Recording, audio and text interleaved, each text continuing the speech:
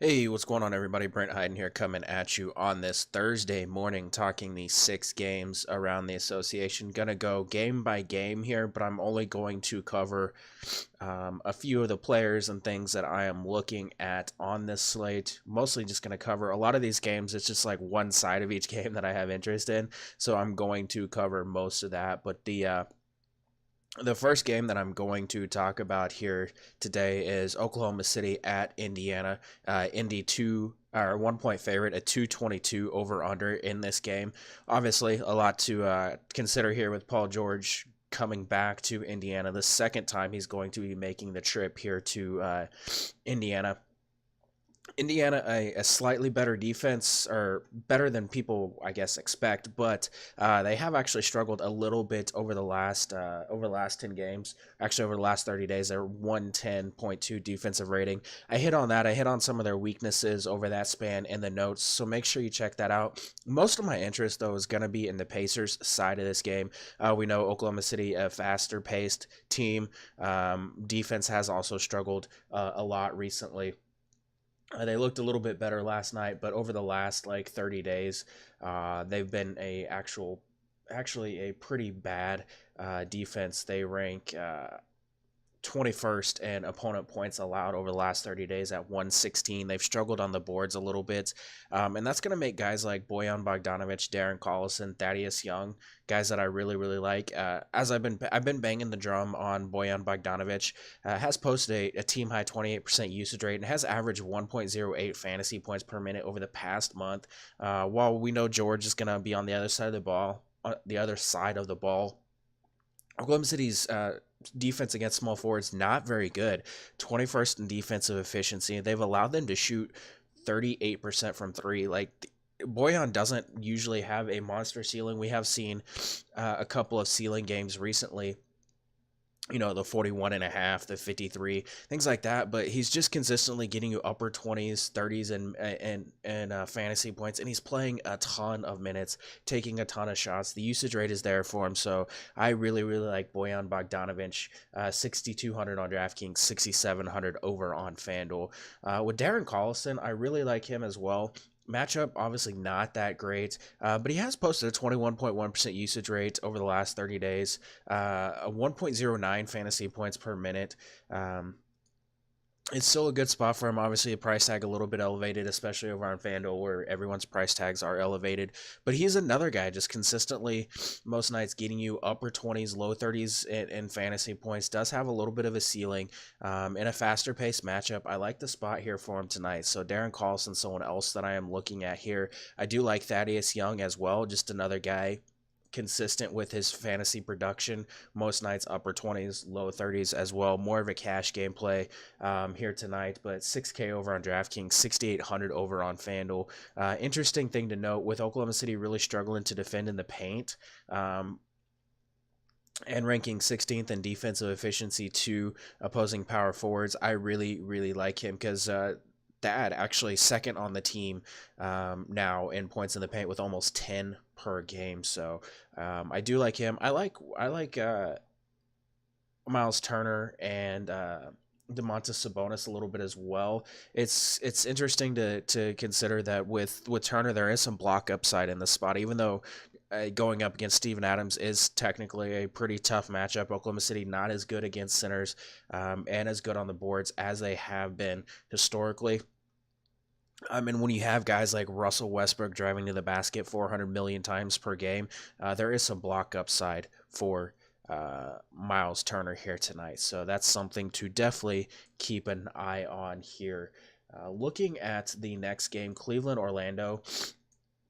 Going to touch on pretty much the only part of the Cleveland side that I'm interested in tonight, and that's Kevin Love. Orlando 8 point favorites, 210 over under. Orlando been one of the best defenses. Actually, they've been the best defense over the last 30 days. They've held opponents to 104.5 points per game over that span. But Kevin Love is just matchup proof. He showed it against the Raptors last game, coming in at 8,100 over on DraftKings, 8,700 over on FanDuel.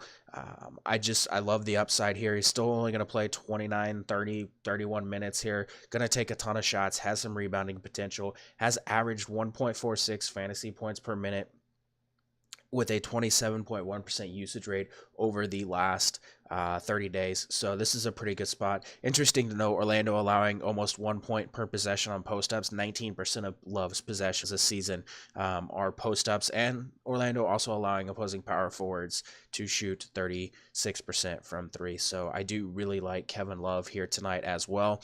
And then Ante Zizic, still really cheap, 4K on DraftKings, 4,400 over on FanDuel. Did struggle against Philly. Not a great matchup here as well against the Magic, but the minutes are going to be there for him. And well, without Nance and without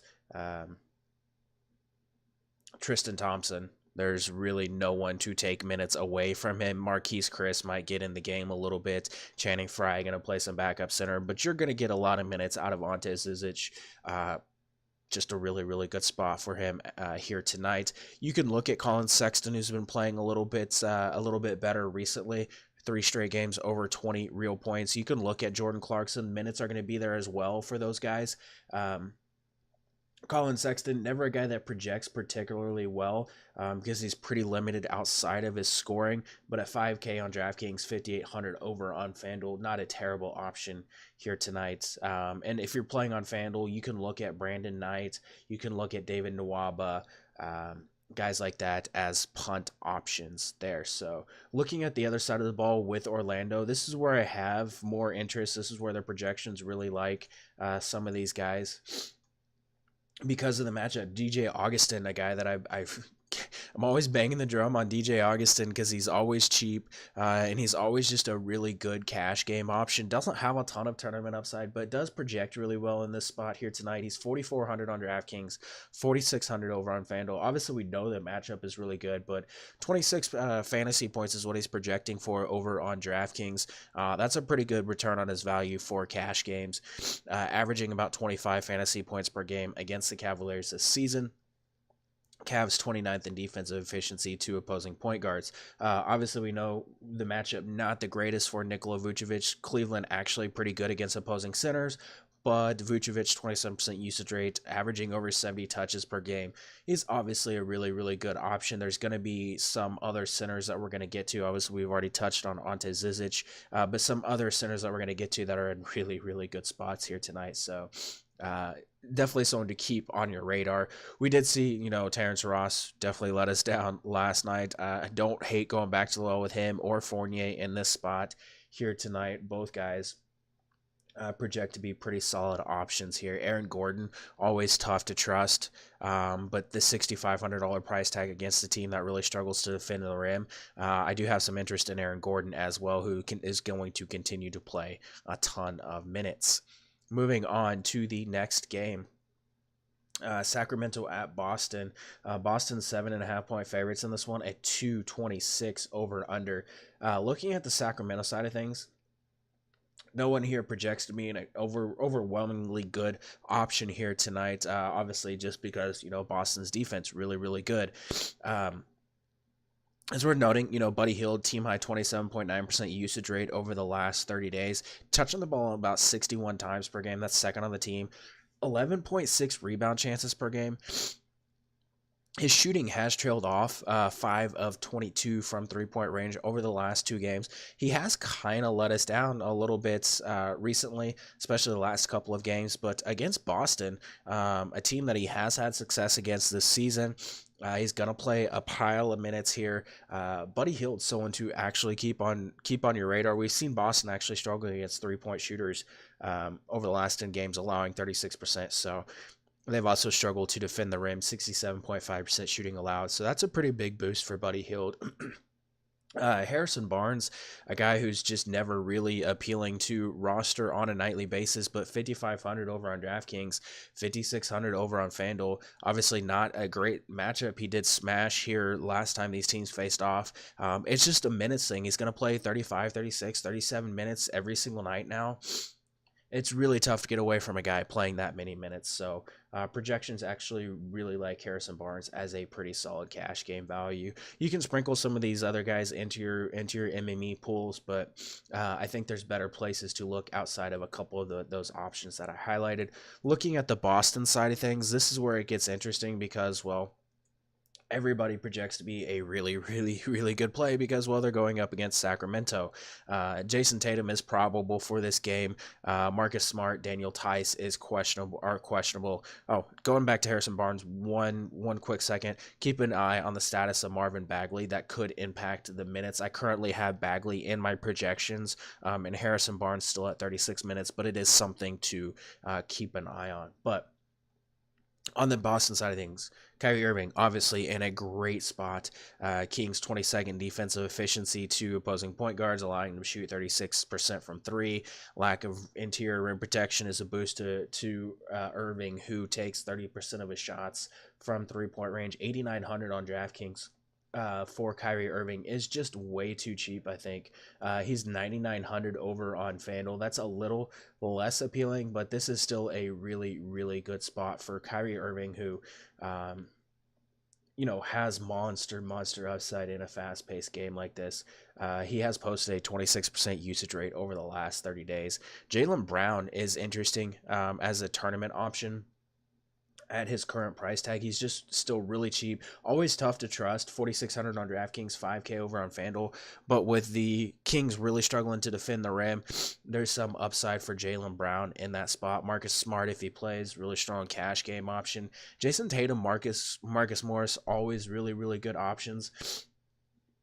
Morris is just really cheap, 4,500 on DraftKings, 5,100 over on FanDuel. Kings 20th in defensive efficiency to opposing power forwards. That being said, Tatum, third on the team, points in the paint, 6.4 per game. Kings giving up 51.4 points in the paint per game. They also really struggle in isolation, 0.98 points per possession allowed in isolation this season. That's a pretty big boost to Tatum, who operates in isolation about 33% of his attempts this season. Again, he is expected to play in this game. Obviously, anybody that you get from Boston is going to be in play here tonight. Al Horford at 6,300 is really, really appealing. We know how heavily involved he is in the offense. Again, everybody from this game, really, really appealing. A lot of rebounding upside here for Al Horford here tonight, so I expect a bounce-back spot for him. Moving on, Lakers at Toronto. Toronto 9.5-point favorites in this game. As I highlighted in the notes, there's reason to like, Rajon Rondo and LeBron James a little bit, but I don't care for attacking the Raptors with the Lakers here tonight. There's just no telling how many minutes these guys are actually going to get. JaVale McGee got like 34 minutes last game. Like, what? Like, it just... unless you're doing like 20 lineups... or 150 lineups, and you want to get some exposure to the Lakers, because there is potential for some of these guys to have big games. Like JaVale McGee at 4,300 on DraftKings, 4,800 on FanDuel could have a big game. We have seen the Raptors really struggle against the pick and roll. That is a boost for JaVale McGee. But like I said, unless you're just building a bunch of lineups, I'd rather get exposure to the Toronto side of this game. So that's where I'm going to talk about here. Looking at Toronto with Serge Ibaka out for the next 3 games. Marc Gasol, who is just 5,900 on DraftKings, 6,500 on FanDuel. He's your chalk center option of the day, and I don't really see a reason to get away from him unless you're, again, building a bunch of lineups and you want to be lower than the field on the ownership. Lakers 4th in fantasy points per game allowed to centers, 25th in defensive efficiency to the position. They're giving up 47 rebounds per game, 13.7 second chance points, 51 points in the paint. Everything lines up for Marc Gasol just to smash here. I have him projected at 34 minutes with Chris Boucher, however you say his last name, as the guy backing him up. 1.09 fantasy points per minute for Gasol since joining the team. So, yeah, there's a lot to love with Marc Gasol. Kawhi Leonard, really, really interesting. Just ran the numbers with Serge Ibaka off the floor, with DeLon Wright off the floor, Fred VanVleet off the floor, Jonas Valanciunas off the floor. And obviously these are going to go up and down whenever you're adding in like Kyle Lowry and some of these other options. But just overall, 33.2% usage rate, 1.53 fantasy points per minute this season. Usage is going to be there for him regardless, and matchup is really good. Cleveland has really struggled in isolation. 17% of Kawhi Leonard's possessions come in isolation this season. They've struggled against small forwards. Their defense is absolutely putrid. They're going to turn the ball over a lot. Like Kawhi Leonard at 8,700 on DraftKings is just way too cheap. I know there's been some downside with him, and it's been tough for him to find a lot of rhythm whenever he's missing games right and left. But man, such a good spot here for Kawhi Leonard. I won't be fading him in cash in tournaments again. If you want to be lower than the field, that's fine. Kyle Lowry, even interesting. Generally, a guy that we only want to target whenever Kawhi Leonard is out, but like he's still filling up the stat sheet, touching the ball 93 times per game over the last 30 days, has averaged 15 potential assists per game over that span, playing a ton of minutes. Lakers dead last in defensive efficiency to opposing point guards over the last 30 days. Like in a game like this, there is still upside to be had, especially at that $7,700 price tag. So I wouldn't completely toss Kyle Lowry out the window for cash or GPPs. You can look at Jeremy Lin as like a punt option. There is upside at his current price tag. Danny Green does have some upside. He's just 3,900. I know he's been terrible most of the season, but like there is upside to be had here as well, with the Lakers being they are, I think, still dead last in defensive efficiency to they're 29th in defensive efficiency to shooting guards. Like there is still upside to be had for Danny Green, who for the most part gonna play, upper 20s, low 30s in minutes. So Danny Green's someone to definitely look at here. You can look at Pascal Siakam as well in this spot. But moving on, we're going to talk about Minnesota, Utah. We're going to hit on a couple plays in this game. Utah 10-point favorites in this one, a 223.5 over under. We are waiting on Jeff Teague, Derrick Rose, Andrew Wiggins news. So that's something to keep an eye on, especially with this Minnesota side. That being said, I love Karl Anthony Towns in the spot, and I think people are going to be fading him because of like the reputation for Gobert, but this is the matchup to use centers against Utah. Utah really struggles to defend these stretch bigs. Towns has just smashed Utah, has topped 60 fantasy points in 2 of his last 3 games against Rudy Gobert. He has been absolutely dominant lately, 60-plus fantasy points in 5 of his last 10 games, a 33% usage rate, averaging 33.9 points on 21.3 field goal attempts, 49% three-point shooting, 13.1 boards, 3.6 times over the last 30 days, has averaged 1.78 fantasy points per minute over that span. Some of those minutes have been without Wiggins, some have been without Rose, some have been without Teague. Obviously, taking those guys off does boost him a significant amount, but that being said, he's still 1.78 fantasy points per minute over the last 30 days. I don't care who's in. This is a great spot here for Karl Anthony Towns at 10-2 on DraftKings, 11-7 on FanDuel. I think he's going to be really low owned, and that's probably a big mistake. So I do like Karl Anthony Towns. If Jeff Teague plays, he's fine. 1.05 fantasy points per minute, 37.7% assist percentage over the last 30 days. That's fine.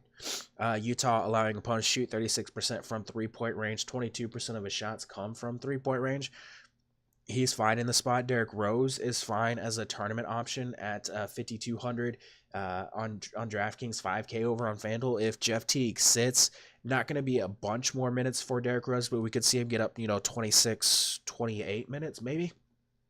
Tyus Jones would be a guy to monitor if Teague and Rose or one of those two guys are out. But that's just news we're going to have to wait on. Tyus Jones averaging 14.5 points per game over the past 2 games would be a chalk option here tonight, but playing really well and does have upside even in a tough matchup here.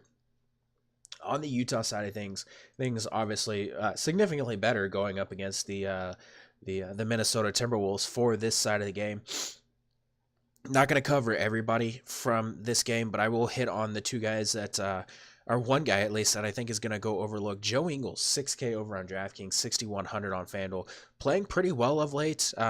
Obviously, some of that has come whenever Rubio was out and Joe Ingles was like the backup ball handler.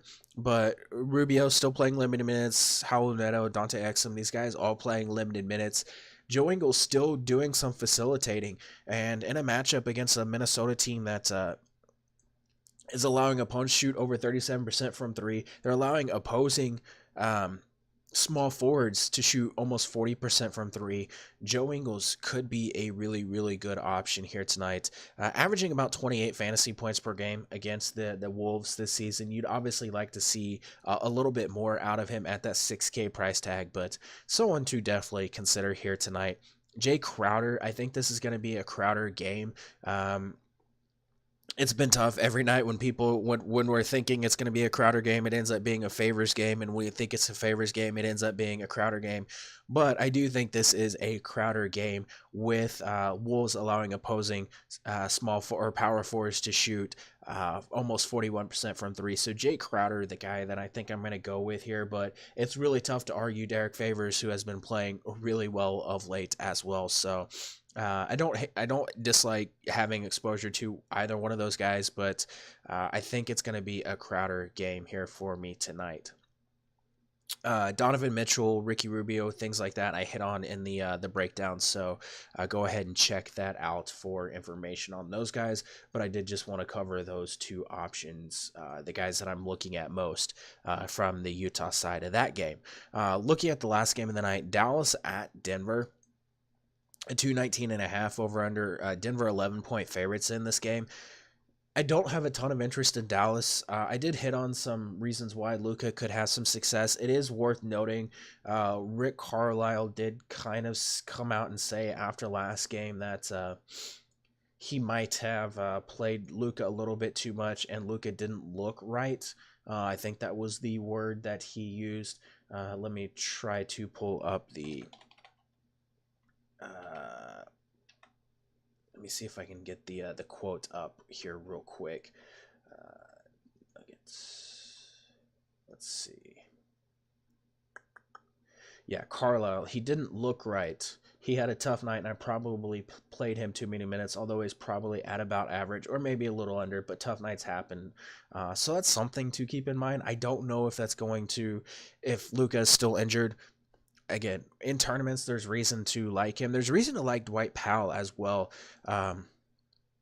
He's actually projecting to be a pretty good option here tonight. Still playing a decent amount of minutes, has been over 30 minutes most nights. I don't expect him to get close to 40, but this is a spot here. If you check out the notes, there is reason to have some interest in Dwight Powell in this spot, but it's kind of a tough spot here for the Dallas Mavericks. So also worth noting, I don't know how much this is going to impact things for them, but their charter to Denver last night was canceled because of the weather. They're flying out there today, flying into altitude. I guess you gain an hour, but flying into altitude could have an impact on players' performance same day. I don't know. I don't have any data to back it up, but it just seems like it would be a scenario where, like, if you're flying into altitude like Denver, same day flights of the game, it kind of seems like that could have some sort of impact on things. So worth keeping an eye on here. On the Denver side of things, Nikola Jokic in a great spot. Mavericks 17th in defensive efficiency to centers over the last since the trade deadline. He's 26.5% usage rate, 84 touches per game, 10 potential assists, almost 20 rebound chances. I could spew stat after stat after stat. Nikola Jokic is a great option here tonight. That's pretty much all it comes down to. I like Jamal Murray a significant amount as well. He's been playing really well, gets a really, really good matchup here, 6,400, and especially on DraftKings where you can use him at shooting guard, where shooting guard is not very good. I do really like him here. Monte Morris has been playing better of late. Now that Isaiah Thomas is out of the rotation, Monte Morris getting back up in minutes. Obviously, a couple of these games, some of that is because of blowout. But again, Monte Morris getting back up in minutes because Isaiah Thomas and his like 10, 11 minutes per game are gone. Um, I like Monte Morris a significant amount as a value option here tonight. But that's kind of the quick, brief rundown of the slate. Going forward, it's going to change on a nightly basis based on how big each slate is. Again, going to try to keep the pod short with NBA or with MLB season coming around the corner. But you guys did ask for me to keep doing these, so I'm going to do that. But good luck in all your contests tonight. I will be back for tomorrow's slate.